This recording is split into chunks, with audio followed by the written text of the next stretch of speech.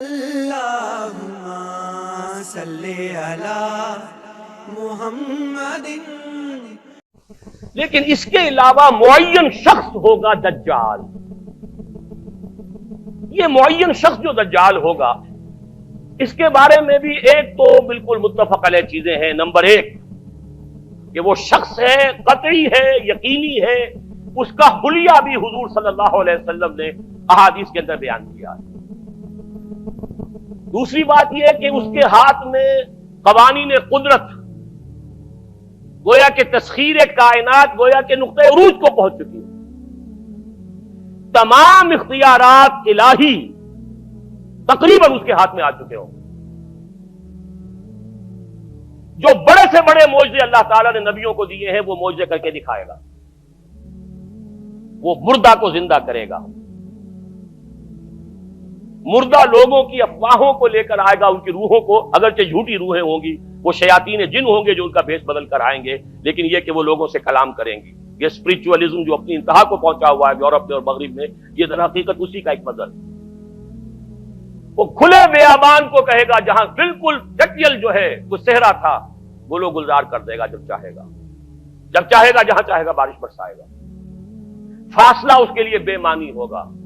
اس کی سواری وہ ہوگی کہ جس کے دونوں کانوں کے درمیان فاصلہ 80 ہاتھ کا ہوگا۔ یہ سارے جو آج آپ کی اس ٹیکنالوجی کی جو انتہا جا رہی ہے اور جدھر جا رہی ہے، اس کو اچھی طرح سمجھ لیجیے۔ آج سے 100 سال پہلے شاید انسان ان چیزوں کا تصور نہ کر سکتا۔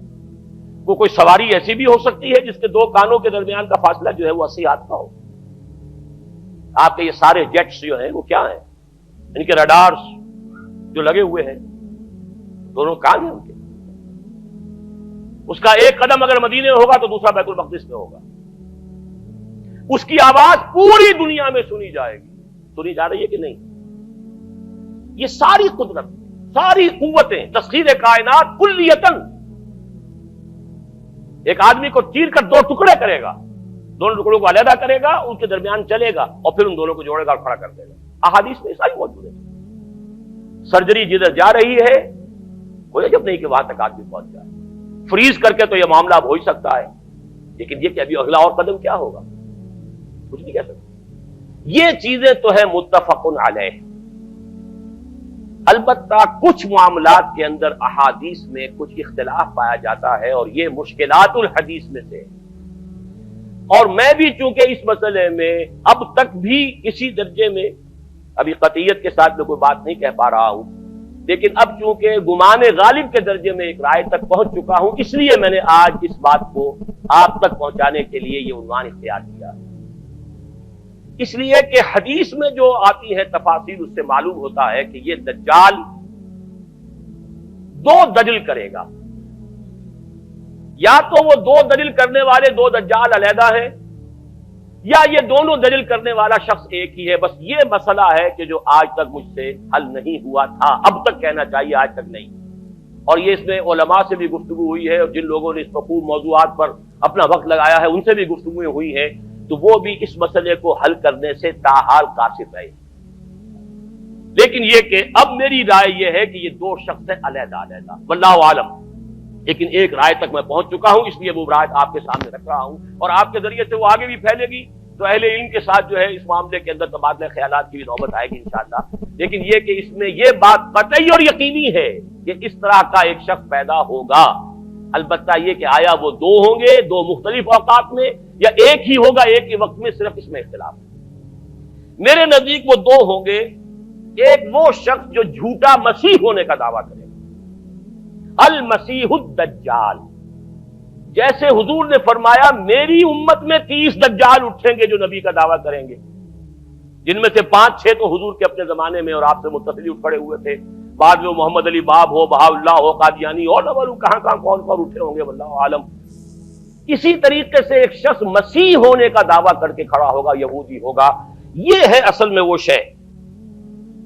اور اس میں جو ان دونوں شخصیتوں کے مابین اگر کوئی ذرا سا اگر ابہام رہا ہے تو میں ایک حدیث بھی نوٹ کر کے لایا تھا، حضرت عبادہ ابن صامت رضی اللہ تعالی عنہ سے ہے، عن رسول اللہ ہے، انی حدثتکم عن الدجال حتی خشیت اللہ تعقلوا میں نے تمہیں دجال کے بارے میں بہت سی باتیں بتائی ہیں تو مجھے یہ گمان ہوا کہ شاید تم اسے سمجھ نہ پاؤ. یہ اندیشہ خود حضور صلی اللہ علیہ وسلم کو ہوا ہے اور یہ سنن ابی داؤد کی روایت ہے. بہرحال میں جو کچھ عرض کر رہا ہوں کہ میں اس رائے تک پہنچا ہوں کہ یہ دو علیحدہ شخصیتیں ہیں.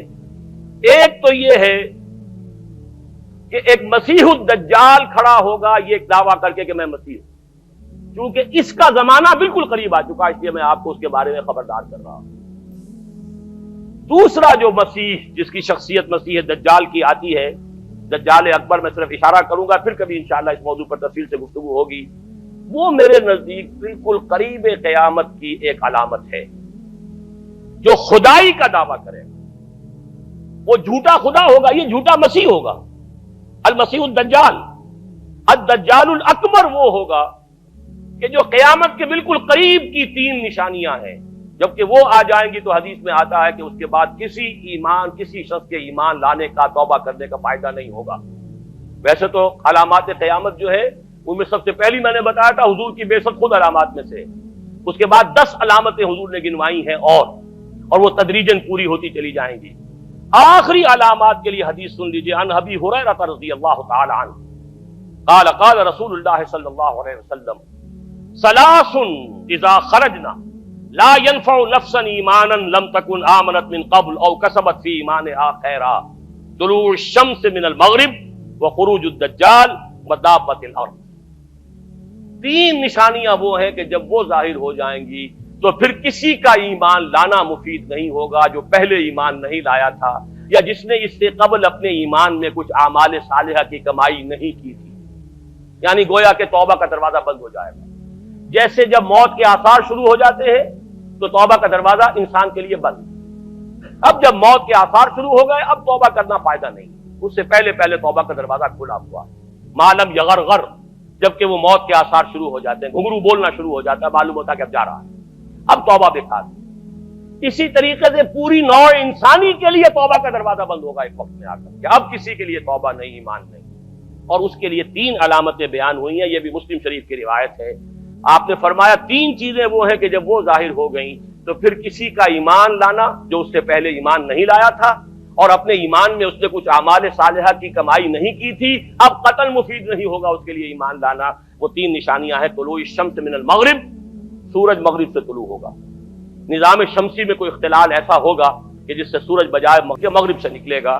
وہ خروج الدجال ودابۃ الارض، ایک زمین سے کوئی چوپایا برآمد ہوگا. بعض احادیث میں آتا ہے کہ مروہ کے قریب سے وہ برآمد ہوگا جو گفتگو کرے گا انسانوں سے. یہ بالکل خرق عادت، یعنی وہ چیزیں کہ جن کا کوئی تعلق اب اسباب جو ہے دنیا کے ان سے کوئی تعلق نہیں ہے، کوئی فزیکل لا سے تعلق نہیں ہے، وہ بالکل معجزے ہوں گے، خرق عادت ہوگا.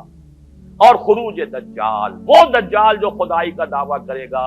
اور حدیث میں آتا ہے کہ بہت کم لوگ ہوں گے کہ جو اس کے سامنے رک سکیں گے. اکثر و بیشتر جو کمزور ایمان والے لوگ ہوں گے وہ اسے خدا تسلیم کر کے اس کی پرستش شروع کر دیں. میرے نزدیک یہ آخری چھلنی ہوگی جو لگائی جائے گی اہل ایمان کو ایک طرف کرنے کی. اور یہ قیامت کی نشانیوں میں سے، آخری نشانیوں میں سے ہے.